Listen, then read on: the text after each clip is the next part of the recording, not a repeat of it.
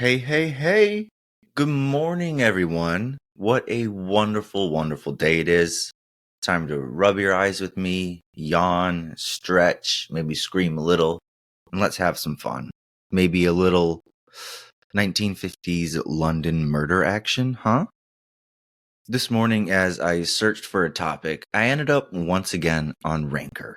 This time devouring an article about the quote, smartest serial killers. As with most lists, many of the same names pop up again and again, like Ted Bundy, Ed Kemper, Mr. Ted Kaczynski. But at the very end, I found someone new. Today, I bring you the Whispering Killer of England. My name is Eli, and this is Murder in the Morning.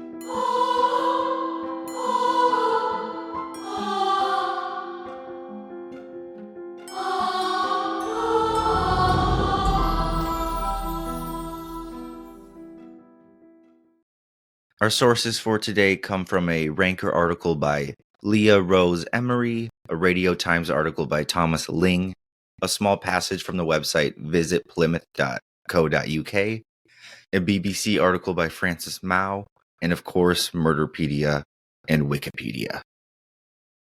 Oh boy, is it a wicked story today. I don't know if I've ever actually heard this before, or maybe if my mind subconsciously erased it from my memory. Either way, very happy I stumbled across it today.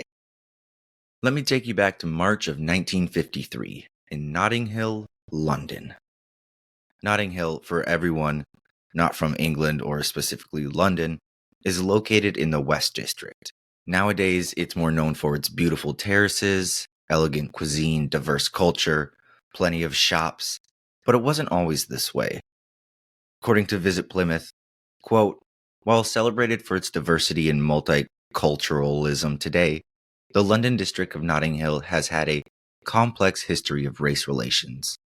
In the 1950s, the region faced housing shortages and rising unemployment. It was also home to growing tensions between white working class youths, known as the Teddy Boys, and its African Caribbean communities. In late August 1958, these tensions flared as black residents and their properties were attacked. The Notting Hill race riots ensued. What started off as a series of isolated incidents ended up as a prolonged series of attacks and counterattacks that lasted for 5 days. The Notting Hill riots remapped histories of race and racism in modern Britain. As a decisive turning point, the riots galvanized anti-immigrant rhetoric, but it also created spaces for Black British activism to thrive. For instance, the birth of the Notting Hill Carnival in 1959 marked the flourishing of Black British political consciousness and the celebration of Black British culture. End quote.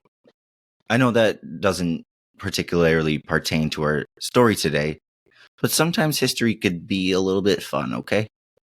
So that's Notting Hill. March 1953, a landlord of 10 Rillington Place in Notting Hill has just received word that his apartment is being illegally sublet to new tenants. Frustrated, he visits the apartment, knocks on the door, and asks them to leave. According to the lease, only John Christie, the man who signed the lease, was allowed to live there. And the couple in front of the landlord was not John Christie. In fact, John was nowhere to be found. He left without a word. Now with an empty residence, the landlord decided to use this time for renovations. He allows his friend, Beresford Brown, outstanding name, to use the kitchen there in exchange for his handyman skills. A few days later, Mr. Brown was attempting to set some brackets up on a wall near the kitchen. He quickly realized that the wall he chose was not a wall at all. Instead, the previous owner had simply wallpapered over a small alcove, hiding this extra space, essentially putting up a false wall.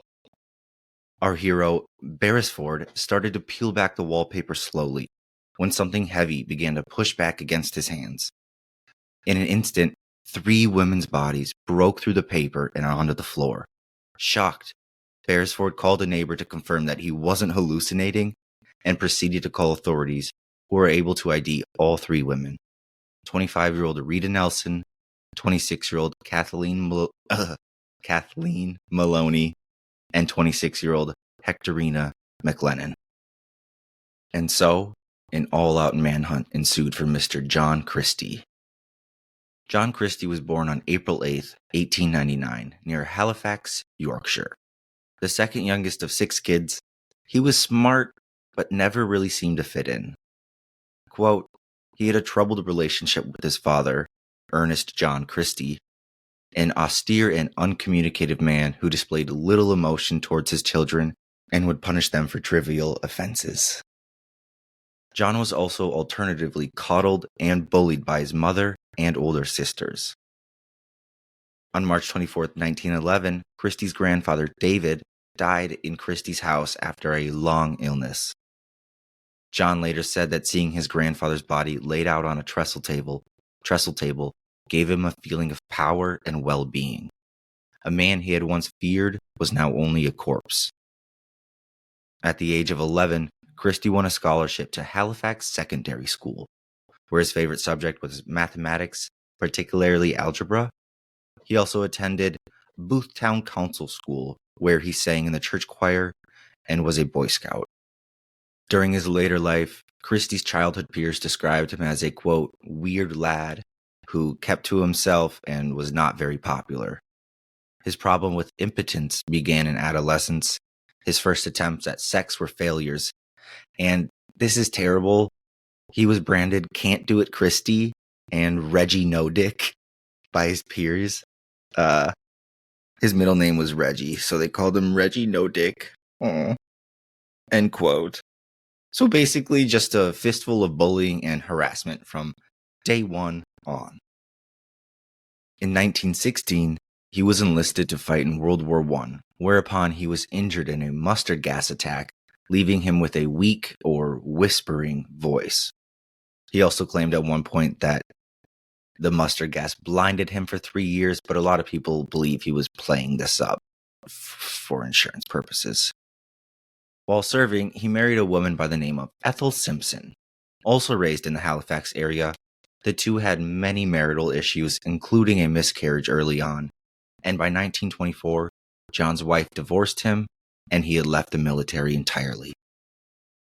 For the next decade, John was in and out of jail for theft, larceny, assault of sex workers, fraud, you name it. Then in 1934, he somehow charmed his way back into Ethel's life, claiming he had put an end to his petty and criminal ways. 4 years later, in 1937, the two, now back together, moved into 10 Rillington Place in Notting Hill, where our story began today. This flat is described as a 3-story brick end terrace built in the 1870s during a period of intensive speculative building in the area, resulting in much jerry-built property, which declined into poorly maintained and unimproved multiple occupancy rentals. Living conditions were, quote, squalid, which I've never heard that word before, but I know that it means bad. The building's occupants shared one outside lavatory, and none of the flats had their own bathroom.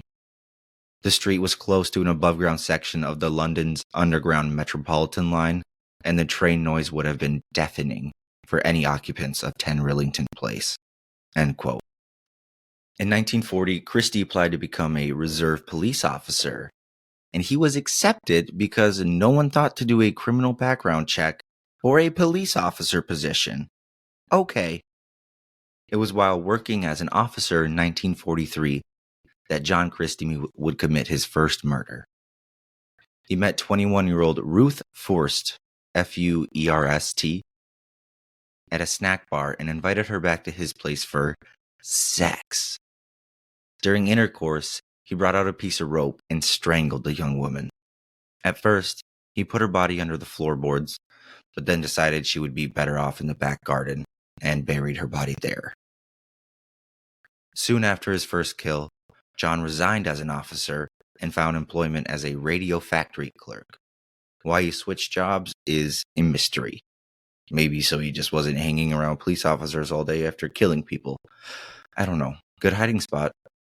It was here at this radio shack that he met his second victim, Muriel Amelia Eady. On October 7th, 1944, he invited Muriel back to his apartment while the wife was away. She had been suffering from bronchitis, and John offered her a home remedy of sorts. Muriel inhaled this home concoction of his, hoping it would help, but instead, it caused her to faint and fall to the floor. Christie then raped and strangled her to death, burying her outside next to Ruth. It turns out that he was simply pumping carbon monoxide-filled gas into her lungs and saying it was a cure for bronchitis. Classic. 4 years later, during Easter of 1949, Christie killed his neighbor, Beryl Evans, and her infant daughter, Geraldine. When her husband, Timothy Evans, reported the two missing, police found the baby in an outside wash house, but were unable to find Beryl. Sadly, Timothy became suspect number one, and police wouldn't look into any other leads. Authorities allegedly fabricated a confession, and in 1950, he was found guilty and sentenced to hang for the murders of his wife and his child, which happened only a month after a failed appeal. And you want to know something even crazier? John Christie was a prominent witness in this trial, as he lived next door to the family. He lied to the jury and gave false accounts of Timothy being a angry, bad, violent husband, which the jury would take at face value. I count, personally, Timothy as one of Christie's victims as well. After a call that should have been much closer with the law, John Christie waits another 2 years until he strikes again. On December 6, 1952, John up and quit his job without warning. Quote, John Christie claimed to his boss and to his neighbors that he had found a job with better prospects in Sheffield and that he would be leaving London to move there with his wife early in the new year. When his wife disappeared, he claimed that she had already moved and that he would be following her soon. In fact, Christie murdered his wife in bed on the morning of December 14, 1952. She was last seen alive 2 days earlier. The day after he murdered his wife, he altered the date on a letter she had written on the 10th to the 15th. And on December 16th, he took his wife's wedding ring to a jewelry shop and sold it. A week after that, he sold her watch and a wedding band. He kept writing letters to her sister in Sheffield up until early January, claiming that rheumatoid arthritis had prevented her from writing. On January 8, 1953, Christie sold most of his furniture. He kept 3 chairs, a kitchen table, and a mattress to sleep on. On February 2nd, he forged his wife's signature on her bank account and emptied it. After early February, Christie no longer bothered to answer the letters from relatives inquiring about his wife. Between January 19th and March 6th, 1953, Christie murdered 3 more women he invited back to 10 Rillington Place. Kathleen Maloney from Southampton, Rita Nelson, and Hectorina McLennan, end quote. And this brings us full circle back to where we started today, back to our hometown hero, Beresford Brown, finding the bodies on March 24th of 1953, and the police scouring London for serial killer John Christie. John had booked a hotel for 7 nights under his real name after leaving, but ended up leaving the hotel after only 4. He then wandered around London, pawning his remaining items for cash and sleeping on park benches and spending his days in cafes or coffee shops. Before long, on the morning of March 31st, a police officer stopped Christie on the side of a road and questioned him about his identity. John refused to give anything up at the moment, but the officer searched him and found a newspaper clipping of Timothy Evans' murder and his conviction in his pocket from years ago, a dead giveaway. He was taken in and slowly began to confess his crimes over the following days and weeks. Initially, he only confessed to his wife's murder, and then later to the women in the alcove, and then the next month he confessed to killing the remaining skeletons that were found in his backyard. His trial for the murder of Beryl Evans began on June 22, 1953. They did things quickly back then, like go, go, go. in my last case, the trial didn't even happen until 8 years after the actual crime. And after only 85 minutes of deliberation, the jury found John Christie guilty of murder and was sentenced to death by hanging. Quote, Christie was hanged at 9 a.m. on July 15th, 1953, at the Pentonville prison. His executioner was Albert Pierrepoint, who had hanged Evans years earlier. After being set for execution, Christie complained that his nose itched. Pierrepoint assured him that, quote, it won't bother you for long. After the execution, Christie's body was buried in an unmarked grave within the precincts of the prison, as was standard practice for executed prisoners in the United Kingdom, end quote. It has been speculated countless times over the years that Christie committed much more than only 8 murders. Additional pubic hairs found in the alcove and under his floorboards didn't match any of his known victims or the skeletal fragments from outside, leading to more questions. Police did not further investigate any crimes past those that he had confessed to or found in his house, but finally his reign of wall-stuffing terror finally came to an end. And on a brighter note, the courts didn't forget about Timothy Evans. Quote, following Christie's conviction, there was substantial controversy concerning the earlier trial of Timothy Evans, who had been convicted mainly on the evidence of Christie, who lived in the same property in which Evans had allegedly carried out his crimes. Christie confessed to Barrow's murder, and although he neither confessed to nor was charged with Geraldine's murder, he was widely considered guilty of both. This cast doubt on the fairness of Evans' trial and raised the possibility that an innocent person had been hanged. This uncertainty led to a second inquiry, chaired by High Court Judge Sir Daniel Brabham, which was conducted over the winter of 1965 to 1966. Brabham noted that the uncertainty involved in the case would have prevented a jury from being satisfied beyond reasonable doubt of Evans' guilt had he been retried. These conclusions were used by the Home Secretary Roy Jenkins to recommend a posthumous pardon for Evans, which was granted, as he had been tried and executed for the murder of his daughter. Jenkins announced the granting of Evans' pardon to the House of Commons on October 18, 1966. His remains were subsequently exhumed and returned to his family, who arranged for him to be reburied in a private grave. End quote. Just a small piece of happiness to help cut through this horrific, dreadful human's crimes.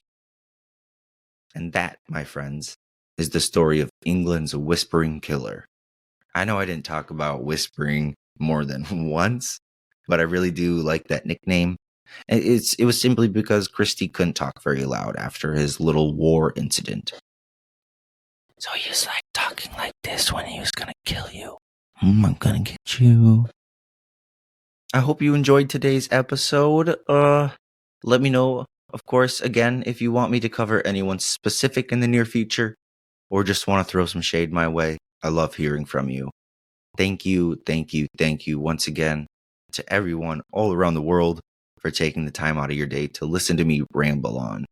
I truly do appreciate and love you all. Stick around a little bit after the music for something extra today. Okie dokie. Bye-bye. Love you.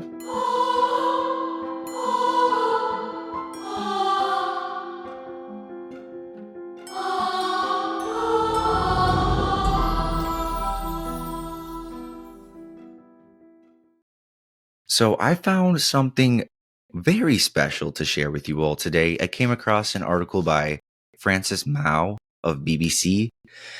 Holy moly, it hits a wee bit close to home, to be honest. I mean, not too, you'll see. Anyways, here we go. Quote, a South Korean court has given a life sentence to a true crime fan who told police she murdered a stranger out of curiosity. Jung Yoo-jung, 23, had been obsessed with crime shows and novels and scored highly on psychopath tests, police said. Fixated with the idea of, quote, trying out a murder, she used an app to meet an English language teacher, stabbing her to death at her home in May. This brutal killing shocked South Korea. Prosecutors had asked for the death penalty, a request typically reserved for the gravest of offenses. They told the court that Jung, an unemployed loner who lived with her grandfather, had looked for victims for months, using an online tutoring app to find a target. She contacted more than 50 people and favored women, asking them if they conducted their lessons at home. In May, posing as the mother of a high school student who needed English lessons, she contacted the 26-year-old victim, who lived in the southeastern city of Busan. Her identity has not been disclosed by police. Jung then showed up to the tutor's house dressed in a school uniform she'd bought online, prosecutors say. After the teacher let her in, she attacked the woman, stabbing her more than 100 times, continuing this frenzied attack even after the victim had died. She then dismembered the woman's body and took a taxi ride to dump some of the remains in a remote parkland near a river north of Busan. She was arrested after the taxi driver tipped off police about a customer who had dumped a blood-soaked suitcase in the woods. Police say Jung's online browsing history showed she had researched for months on how to kill and how to get rid of a body. But she was also careless. She took no effort to avoid CCTV cameras, which captured her entering and leaving the tutor's home several times. Plus the bloody fucking suitcase bag. On Friday, a sentencing judge in the Busan District Court said the killing had, quote, spread fear in society that one can become a victim for no reason and incited a general distrust among the community. Jung, who confessed to the crime in June, pleaded for a more lenient sentence, saying she had suffered hallucinations and other mental disorders at the time. But the court rejected her argument as the crime had been, quote, carefully planned and carefully carried out, and it is difficult to accept her claim of mental and physical disorder. They noted that her statements to police had frequently changed. Initially, Jung said she had only moved the body after someone else killed the woman, then later claimed that the killing had occurred as a result of an argument. In the end, she confessed that her interest in committing a murder had been piqued by true crime shows and TV programs. While South Korea retains the death penalty, it has not carried out an execution since 1997. End quote. Couldn't be me. I'm not that curious yet. But damn, I mean, you can be whatever you want when you grow up, you know? All right. That is the end for me. I hope you wonderful, wonderful humans have a superb rest of your day. And I will catch you on the flip. Bye-bye. Love you.